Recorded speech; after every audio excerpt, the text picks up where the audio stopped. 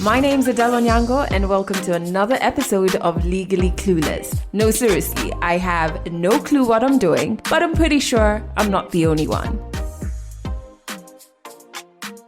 Hey you, welcome to this episode of Legally Clueless. I hope you're doing fantastic. If you're an OG member, I'm sending you love. I'm so glad that you're part of this family.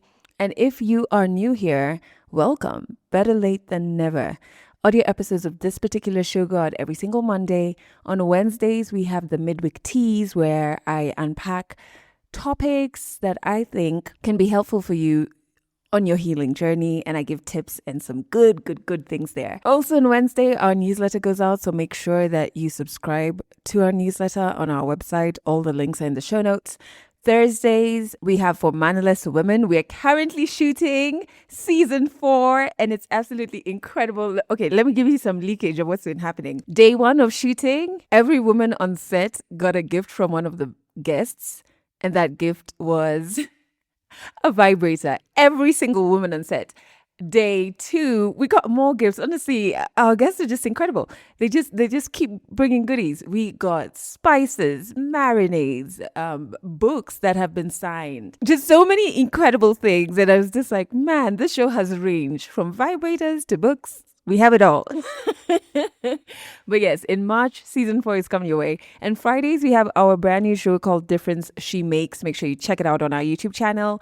And this is a show that has expanded us into Nigeria and South Africa. So if you're a member of the family, make sure you watch so that you grow with us. All of the links are in the show notes, so make sure you subscribe wherever you're listening to this so you don't miss out on all of the incredible shows that we work so hard and pour our souls into for you. Okay, let's jump into the story in this episode. I'm very excited for you to listen to this one because I feel like our entire media network, Legally Clueless Africa, all our shows are there to amplify African women in their awesomeness, in their work, in their joy, in their sometimes challenges. Like, you know what I mean? We're all about African women.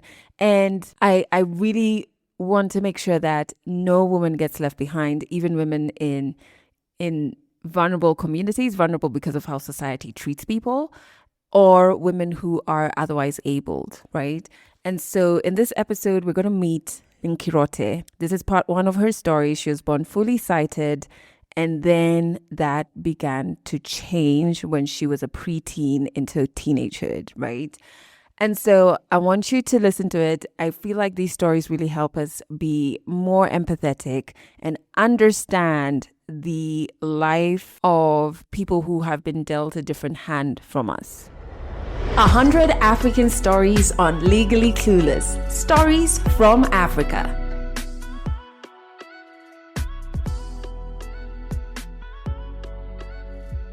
My name is Betty Nkirote. I am an advocate of the High Court of Kenya. I was born in Meru County. And what I remember from my childhood, the earliest memory I have is living with my grandmother. I don't have any clear memory of me living with my mother.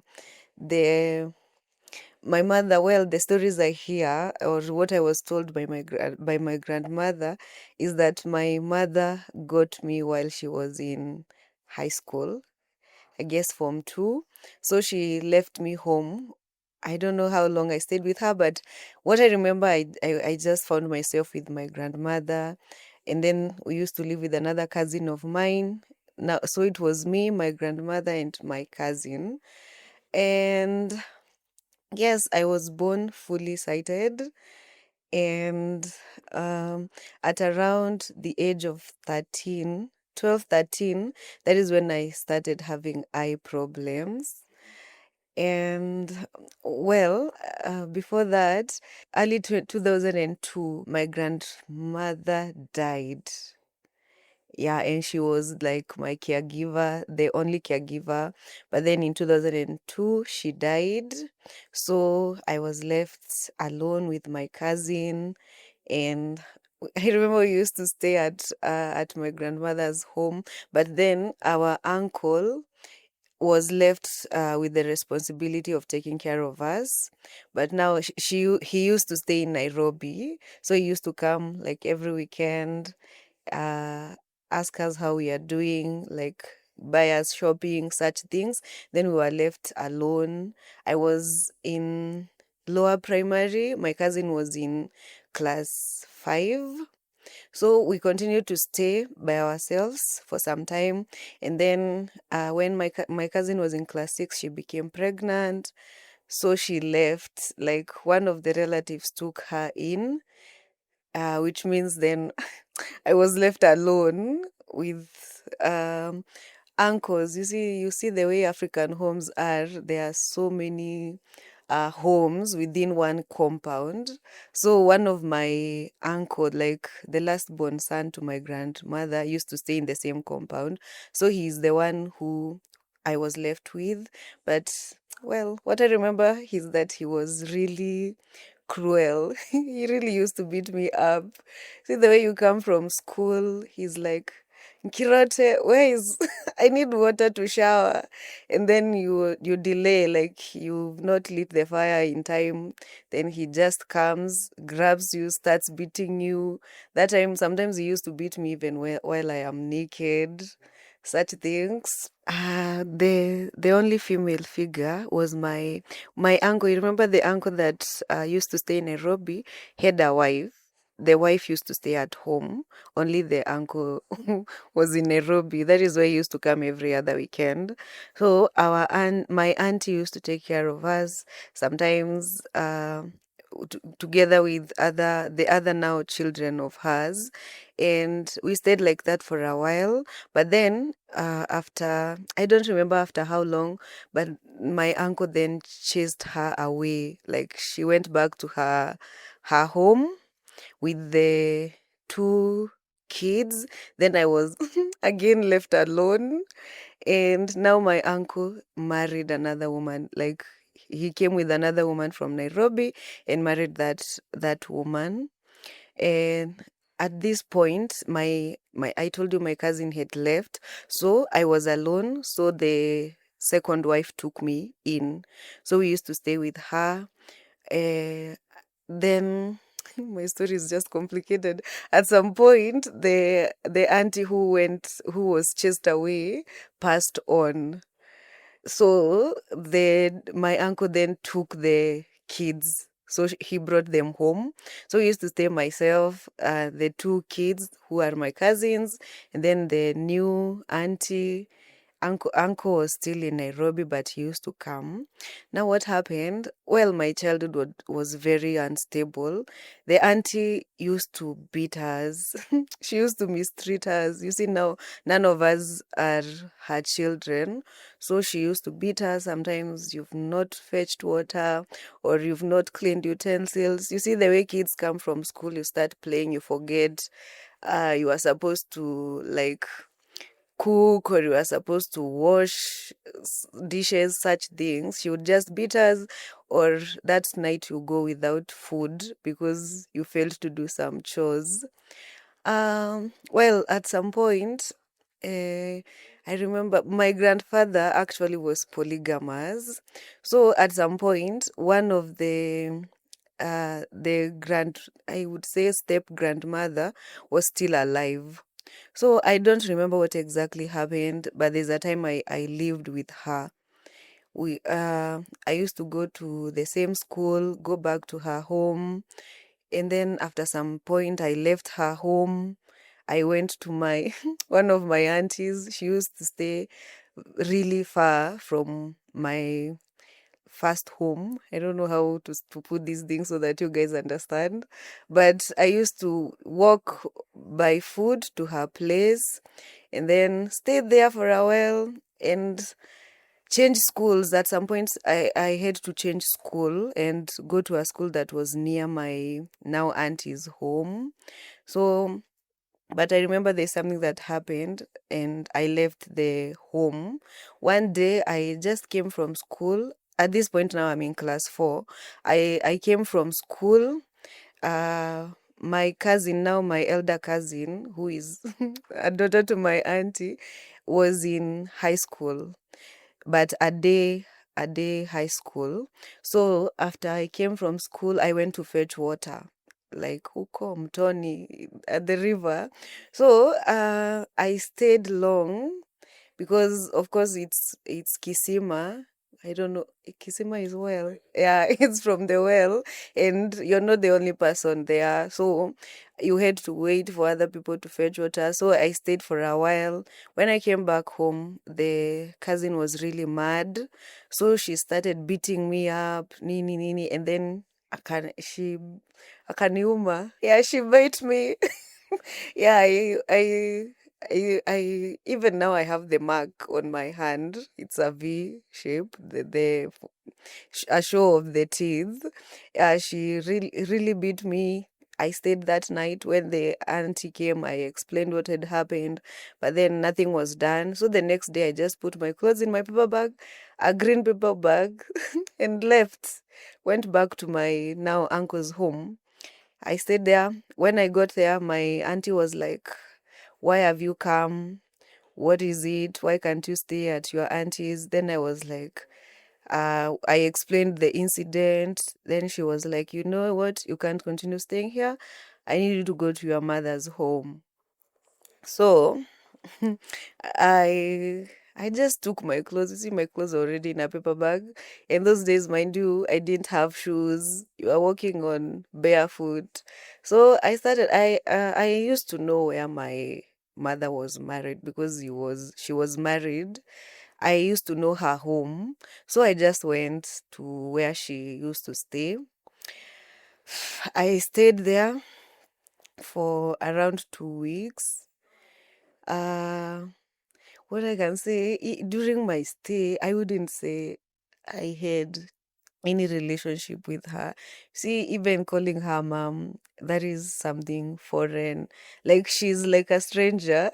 So even calling her mom was difficult. So we just used to operate. You see, you find her seated, ama you time. Remember all this time I can see. So you just time when you want to say something to her, you just time her. When she's at a place where you can talk, you just go appear and start speaking because you can't I couldn't call her mom. So I stayed there for around 2 weeks. Then I remember one of the evenings while we were having our dinner, she was like, now my husband has a concern. Me, I just listened, and then she's like, my husband is saying you are eating too much, and because of that you will have to go back to your uncle. You cannot continue staying here. So, yeah, that is how my journey with her ended. So, the following day, I just woke up, took my stuff, went back to my uncle's home, and then we continued with the journey. But I remember, I think at this point is when now I went to stay with my grandfather. My grandfather had married another wife, now a younger wife. I would say the lady was maybe in her 20s or 30s. So I went to stay in with them. I stayed with them for a while. I guess at this point is when now I was having eye problems, but now I didn't know because also remember no one is monitoring me. I am sometimes I'm in at some point I'm in this household, the next week I'm in another, the other week you are with the other person. So like nobody is paying attention. So because I remember one time we were playing at my grandfather's home with other kids, and the game involved closing our eyes. I don't know what we were checking, but you used to close one eye and sijui tell ni candles. You know those days there were no electricity, so it's like a measure of how far you can see with one eye. And I remember closing my right eye, and then the left eye couldn't see, but as a child I didn't know like I can't see. So me, what I said to other kids is like, this left eye inakulia the right eye njaro. Well, that is to say, the left eye is playing games with the right eye because it couldn't see. Like, I'm like, why is it not seeing? It's just seeing darkness. And then we laughed it off. We are kids, so we just laughed it off. And again, no one is there to watch or to observe. So it's just fast. So, some part of my memory is also depleted. So at some point, you remember now I am at my grandfather's. So at some point I moved back to my uncle's. The first uncle, the one who was left the responsibility to take care of us.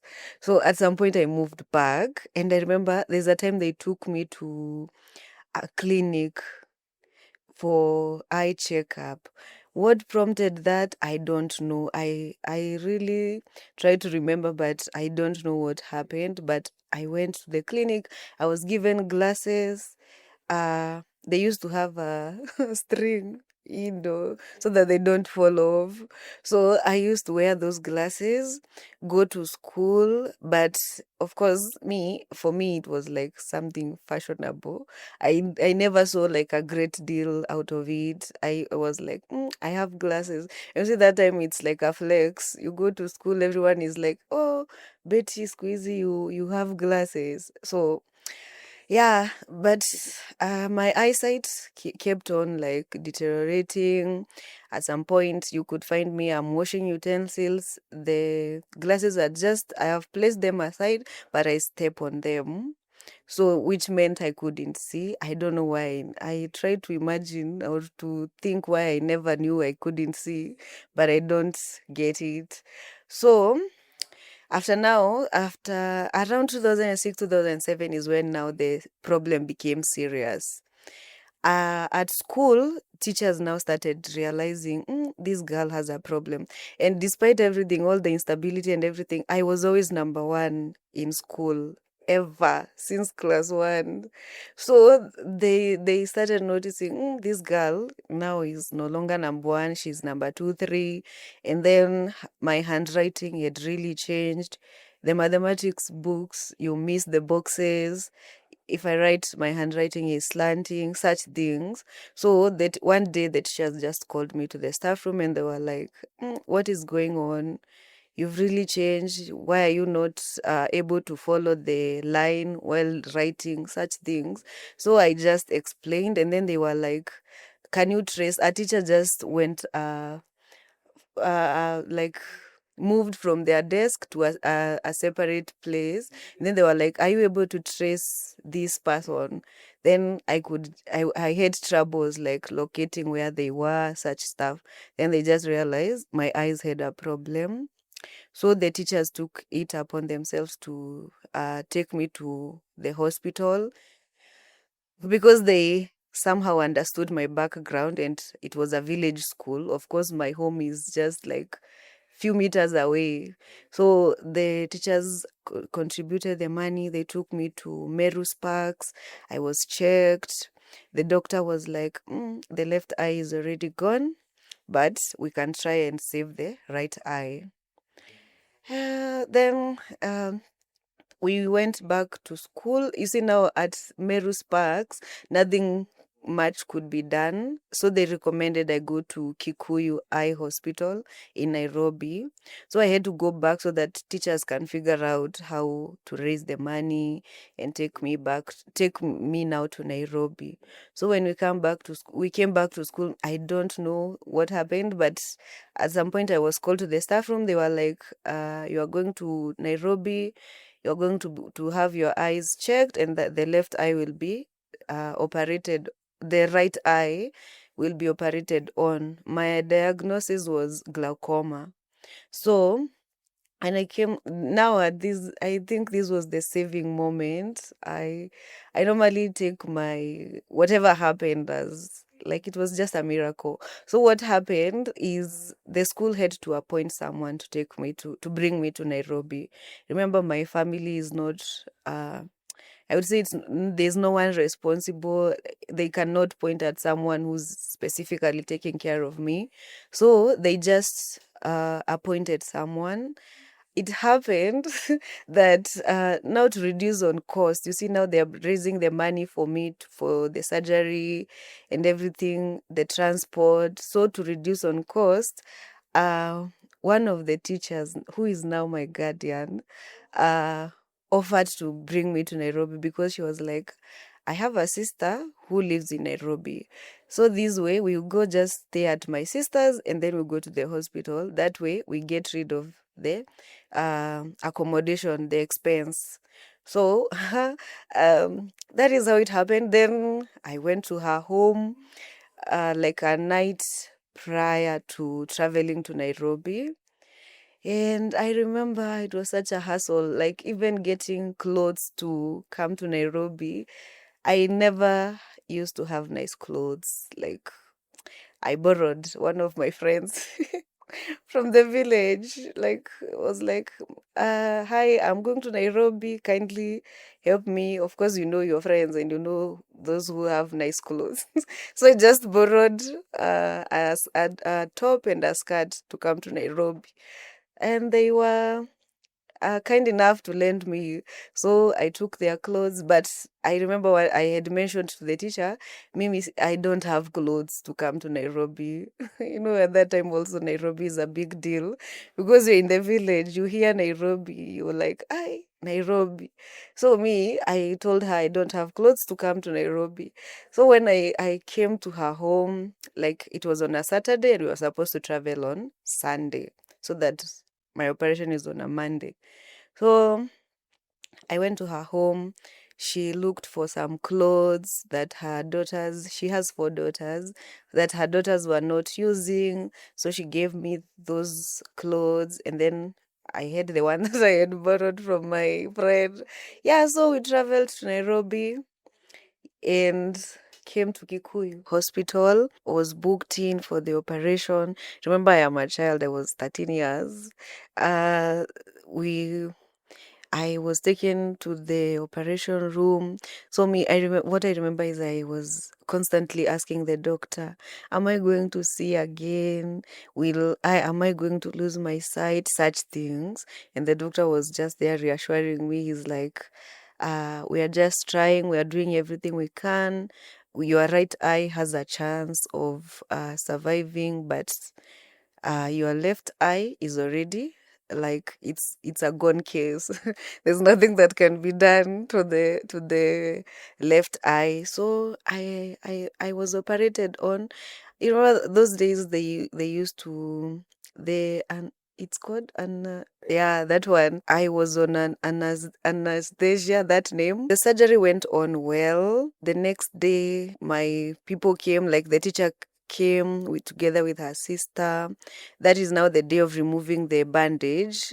They removed the bandage. I could see, but well, not better, not clearly. I could just see, I could tell these colors.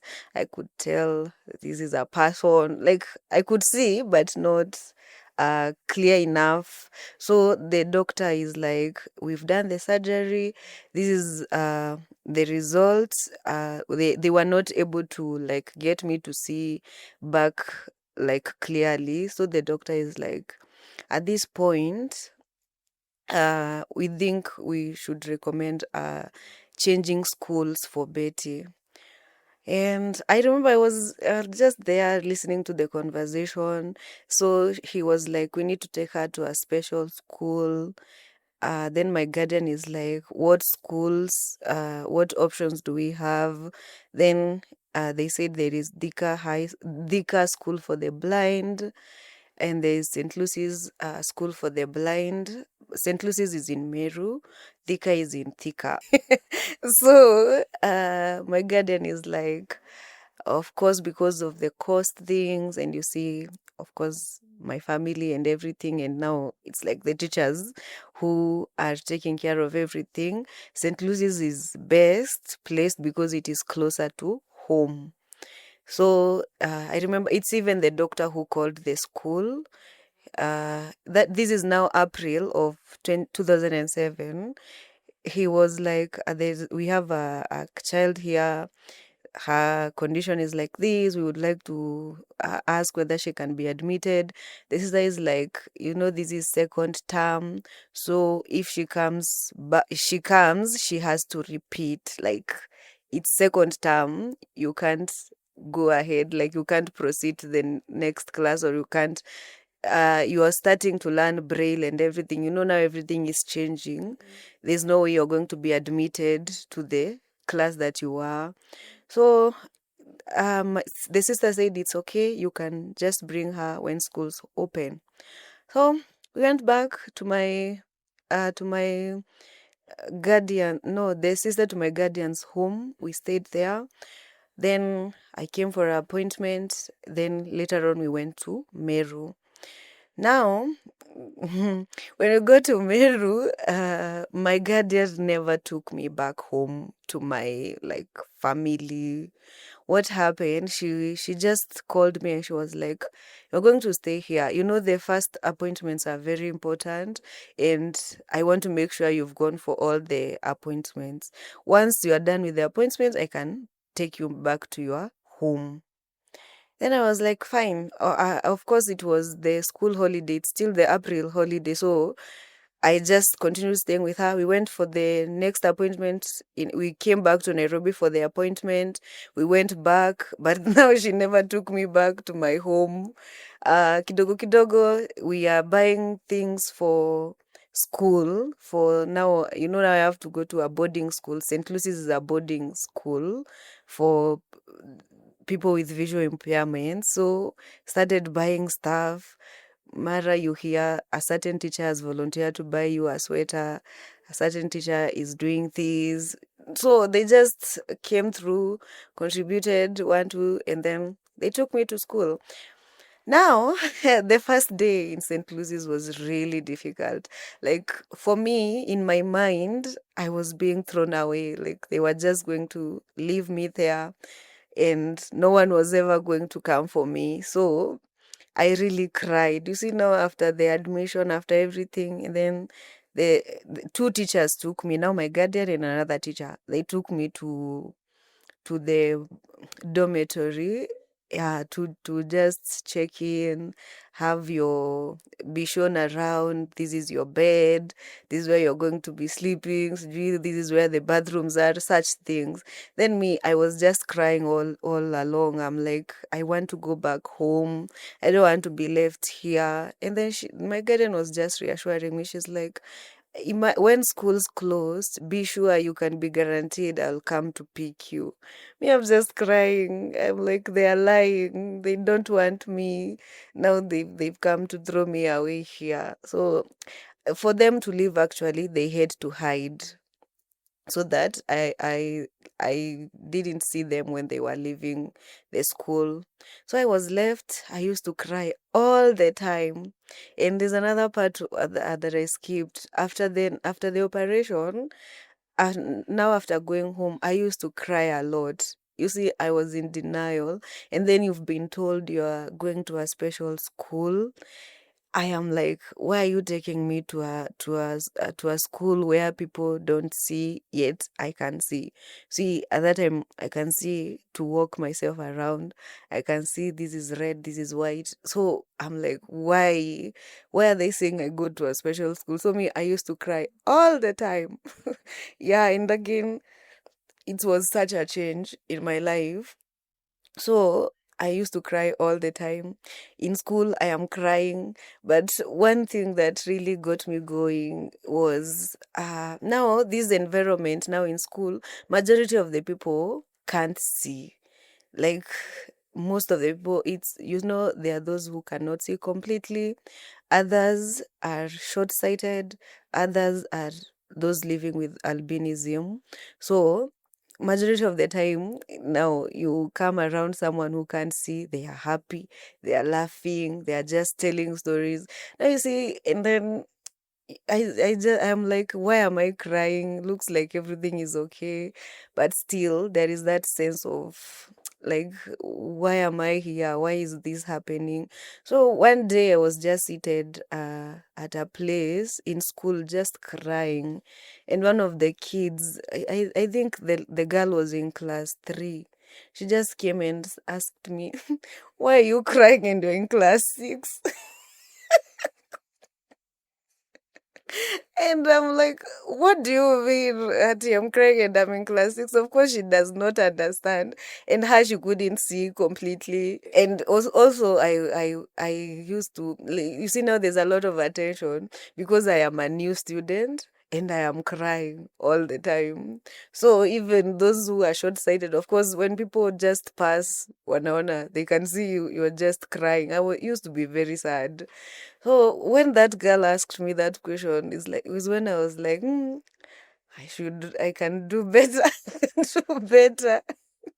So from that day, I did not like, I was not crying. Now I stopped the crying, like the everyday crying, but still I was in denial. See, told you're supposed to read Braille, but me, I'm like, what are those? I can see. Why are you telling me to read Braille? So I insisted on reading print.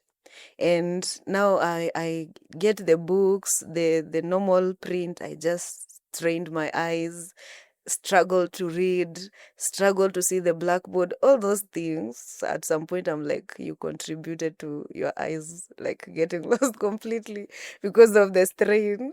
But yeah, I did that the whole of that year. I was in denial. Year 2007 was just a mess. And now, when we did our exams, hey, me, I insisted I want to do my exams, but now because I can't see the paper, at some point, they used to read for me the questions. Then I just, you see, now in primary, just A, B, C, or D. You just write, hata kama utaandikia kwa space yote ya kitabu, you just jaza. And yeah, that is how I did it. But the compositions, you see, now you have to follow the lines and everything. That was really a struggle. I struggled the whole of that year. The following year, they were like, you're going to repeat. And I remember when I went home, my guardian was like, you see, one of the reasons why I am staying with you and why I really don't want to take you home is because I know you're bright and I know you can like perform. I can see the potential. But now with these results, we are not helping the situation because I think I was the last one or almost, if not the last one or the third last. So she was like, you need to do something. And also the teacher had mentioned to her that she does not want to learn Braille. So yeah, when I went back now in 2008, I repeated class 6. They were like, you're going to class 7. Class 7 is so close to class 8. That is when you do your national exams, and there's no way you're proceeding with these grades. So I repeated. Now at this point, I am also starting to feel like I need to do something about my grades and everything.